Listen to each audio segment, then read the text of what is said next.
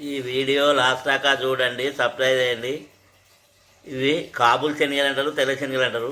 వీటి గుడాలు వేయాలను ఈ వీడియో చూపెడుతున్నాం.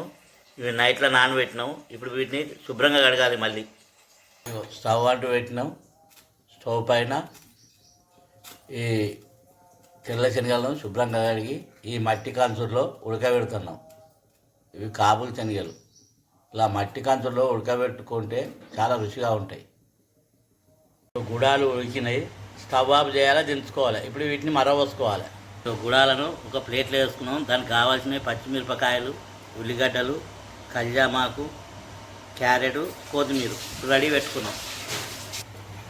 స్టవ్ అంటూ పెట్టినాం. స్టవ్ పైన మట్టి కంచులు పెట్టినాం. అందులో అరపావ నూనె పోసుకున్నాం. ఒక చెంచాడు పోపిత్తులు, చెంచాడు జీలకర్ర, పచ్చిమిర్చి, ఉల్లిపాయలు, కల్జామాకు, క్యారెట్, ఉల్లిగడ్డలు ఇవి దూరగా గోలించుకోవాలి. కొత్తిమీర, అరచెంచాడు పసుపు, అరచెంచాడు ఇంగు, అరచెంచాడు కారపొడి, తగినంత ఉప్పు మొత్తం కలుపుకోవాలి. ఉడకబెట్టిన గుడాలు ఇందులో పోసుకోవాలి. ఇందులో మునిగాకేసి గుడాలు ఉడకబెట్టుకున్నాం. ఇలా మునిగాకు వేసుకొని ఉడకబెట్టుకుంటే ఈ గుడాలు రుచి ఉంటే ఆరోగ్యానికి మంచిది. స్టవ్ పైన 5 నిమిషాలు ఉంచుకోవాలి.